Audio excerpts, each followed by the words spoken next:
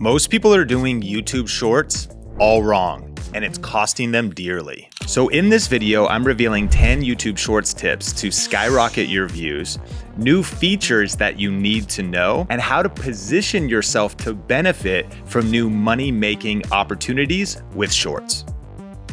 You see, right now, YouTube Shorts are getting over 50 billion daily views on the platform. Google's chief business officer said YouTube's #1 priority is Shorts. Now, before we get really tactical, tip number 1 is you gotta start messy. You can't have success with YouTube Shorts unless you actually post a YouTube Short, so you can't let overthinking or perfectionism hold you back. And one of the fastest ways to get started with YouTube Shorts is if you're already creating vertical video on other platforms, don't hesitate to test it out by downloading it and then uploading it to YouTube Shorts. You can use a website like snaptik.app to download your TikToks without the watermark and then try those on YouTube. And you could also use snapinsta.app to download your Instagram Reels, no watermark, and upload those to YouTube Shorts. Testing out that content can't hurt, and perhaps the videos crush. And YouTube themselves have emphasized that Shorts is a huge opportunity for creators to get started creating content if they're new. Shorts is the ultimate opportunity for new creators because you're constrained to less than 60 seconds, vertical video.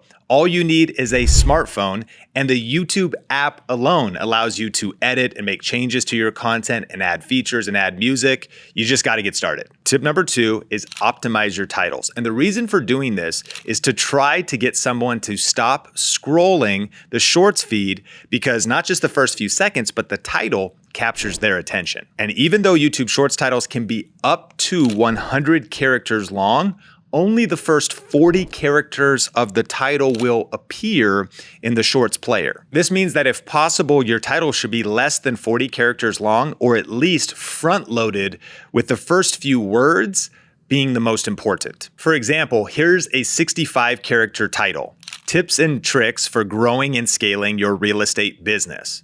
Now here's the problem. Not only will that last part get cut off, but the key subject matter, real estate, will actually be cut off because it's towards the end of the title. So consider which words are read first, and here's a 35-character title as an alternative: Genius Tips for Real Estate Agents. Short, less than 40 characters, essentially says the same thing, and is a much more powerful title to encourage people to stop the scroll if they're interested in that topic. Now, the goal of tip number 3 is also to stop the scroll, and that is optimize your hook. Another way to put this is optimize the start of your YouTube Short. Now, in long form video, sometimes people talk about the first 10 seconds or 20 seconds being really important to capture the viewer's attention. However, in Shorts, you got to throw that out the window. When it comes to YouTube Shorts, second 0 is critical, meaning everything that is seen in that first less than 1 second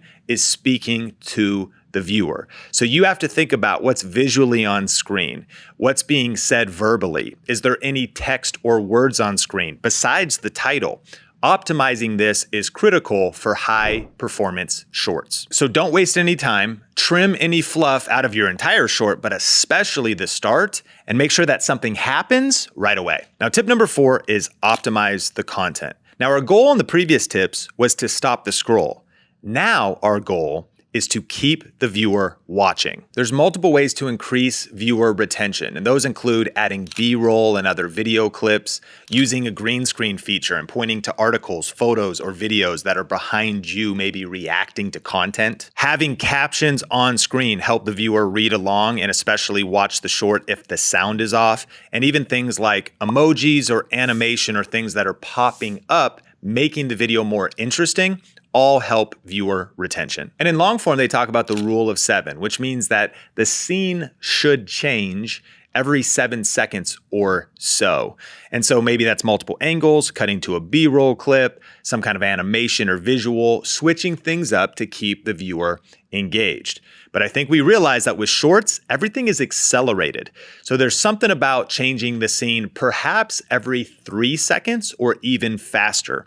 And that doesn't necessarily mean completely adding B-roll. It could just mean an emoji pops up on screen, a word is emphasized, there's a zoom in to you communicating on camera, visual elements that make the short faster paced and more visually engaging so the viewer keeps watching. Number 5 is loop the video to get over 100% view duration. You probably noticed that when you're watching YouTube Shorts, as soon as it's over, it just starts back again. And that is going to signal to the viewer that they should swipe and start watching another short. Unless, of course, the short is super entertaining or educational or fascinating, so people want to rewatch the whole thing. But another way of doing this is ending your short in a way that connects it to the first words of the video. That in a way kind of keeps the story going, maybe encourages the viewer to watch it a second time. And in a lot of cases, they probably don't even notice. And of course, the result is that if you're getting over 100% average view duration, this can really hack the algorithm. YouTube wants to show that short to more people. So let's say I was making a YouTube short about the opportunity of starting a YouTube channel this year. And my first line in the video was, right now is the best time to start a YouTube channel. What I could think about if I'm structuring and outlining my short is the last line could be, that's why right now is the best time to start a YouTube channel. And so if somebody just watches the short and it stops, you'd be like, dude, was that just cut off? But when it loops, the end of the video says, that's why this is the best time to start a YouTube channel. And perhaps this tactic is even better done when it's not done verbally, but visually. There are different art channels or channels that do something creative where the start of the video or the start of the action sport or whatever, when it hits the end, it loops back to the beginning, creating kind of a cycle where sometimes people don't even know that they're rewatching the video because the loop is seamless. If you master this hack, it'll produce great results for your YouTube Shorts. Tip number 6 is select a custom thumbnail. Thumbnails on YouTube Shorts have an interesting history. When they first launched, there was no way to do a custom thumbnail, and YouTube themselves said that it was something that they didn't think was that important because of the way shorts are distributed in the feed, etc. Now, recently, they've added the ability to select a custom thumbnail. However, at the time of recording this video, you can only do it on mobile only. So when you're uploading on mobile, when you're adding in your title, you can click the icon of your video and then drag and select a frame of the video to be your short thumbnail. While this might not be the most important factor in a short's performance, it's absolutely worth doing and not ignoring. My current experience on my mobile app when consuming YouTube is that on my homepage, it's mixed with long form videos, full-size thumbnails, and groups of 2 or 4 or shelves of different shorts. And so that first frame or whatever the thumbnail frame is a big deal because it's catching my attention or not based on what I'm looking at. And who knows, maybe in the future, YouTube will give us the ability to upload completely customizable thumbnails. But until then, the mobile option is the best solution. Now we have 4 more tips to hit, and these ones are super important. But if you've been getting value out of this video, can you smash the like button? And I need you to know about a super cool resource that we have here at Think Media that's on sale right now at thinkmediasale.com. It's called our Viral Video Bundle, and it includes our AI for YouTube guide, our YouTube Shorts Masterclass, our YouTube Starter Kit, and a New Year's YouTube strategy session where we're going to be talking about the best practices for starting and growing a YouTube channel with what's working right now. And it's on a major discount. So if you want to check it out, you can just go to thinkmediasale.com or just click the link in the description. But now let's get into the next tip. Number 7 is use popular music legally. People always wonder, how can I use popular music in my long form YouTube videos? Because it causes so many headaches with the monetization being claimed by the label or the artist or distribution and all kinds of stuff that's super frustrating. The cool thing about YouTube Shorts is you can use popular music legally. So the way I like to do it is whenever I'm creating content, I like to create it without music. And so using the YouTube Shorts mobile app, because I want to be able to do the custom thumbnail, I'm going to select a popular song that fits the vibe of the short. And of course, I'm going to make sure I mix the audio levels properly. But here's some practical tips for vertical video overall. Personally at Think Media, I post a lot of vertical video on Instagram, TikTok, Facebook Reels, and YouTube Shorts.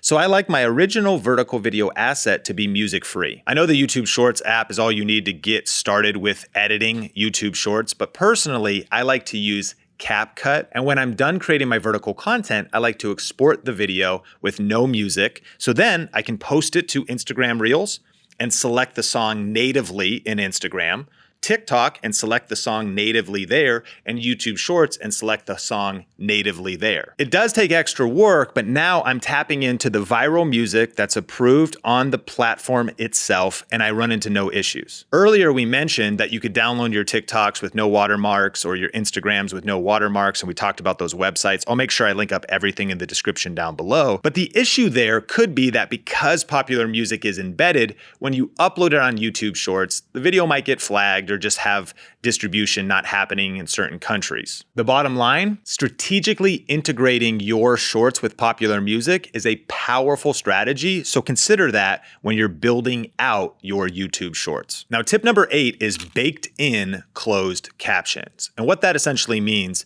is not the closed caption feature that YouTube does if they just listen to your video or you upload a caption file, but it's visual closed captions that were created in the video editor. We touched on this tip when talking about optimize your content because the visual captions on screen can help audience retention. This is also helpful because people might have the sound off and they can stay engaged and read what is being said. But top Shorts creators realize that doing captions well is a strategy in and of itself. And when you study top YouTube Shorts creators, you'll see how intentionally they are with their captions. When creating fast-paced content, a lot of times they'll even have one word at a time center screen on the YouTube short, just enrapturing your attention for the entirety of the content and the story that they want to tell. This is one of the reasons why I like tools like CapCut, and they're not sponsoring this video, it's just a tool I actually like. But for example, on this short that I did here, I did a style of captions where it was one word at a time, dead center, and I optimized it around the way the entire YouTube short looked. And so baked in captions means the captions are embedded in the video file itself. And take advantage of this tip because it will help performance and view retention. Now we're gonna hit 9 and 10, but before we get there, let's talk about money. The big question is, how do you monetize YouTube Shorts? Like, sure, YouTube pays you for views on YouTube Shorts, but it's not very much. For example, on my channel, Think Media, we generated over 51 million views and grew 53,000 subscribers from YouTube Shorts alone over the past year. However, from those 51 million views, we only earned $3,475. Now, when it comes to the future of YouTube Shorts monetization, shopping on YouTube is very fascinating. TikTok is going all in with integrating shopping directly into the platform where you'll be able to buy products and creators can earn money. There'll be affiliate opportunities to earn money. And there's no doubt about it that YouTube is going to be adding those same integrations for YouTube Shorts. However, from a monetization standpoint, long form is much more compelling. Remember how I just told you that I earned $3,400 from 51 million shorts views?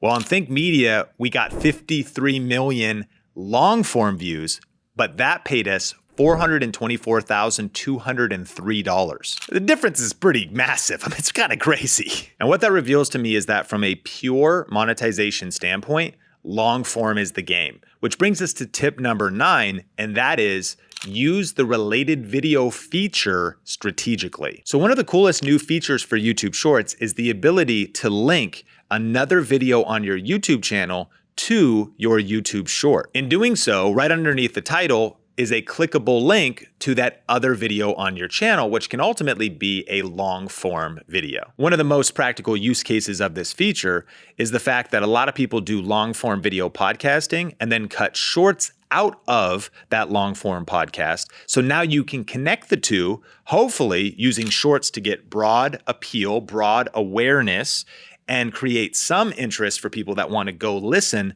to the entire long video. But here's why I bring this up in relation to monetization. You may have heard that recently YouTube made links not clickable in your YouTube Shorts comments and in your YouTube Shorts description, which is super frustrating because if you had a strategic short connected to affiliate links or some other way to monetize, that strategy is basically broken now. Sure, perhaps YouTube is going to add some kind of YouTube shopping thing and control that more in the future, but ultimately we lost one tactical strategy when they did that. In my opinion, one of the new ways to think is create compelling shorts that capture broad interest and could lead to a longer form video that doesn't just monetize in a much higher way when it comes to YouTube monetization, but that same longer form video could also have multiple streams of income connected to it, be that your own product, affiliate links, deeper connection with you and your channel memberships or Patreon, so many other things that could happen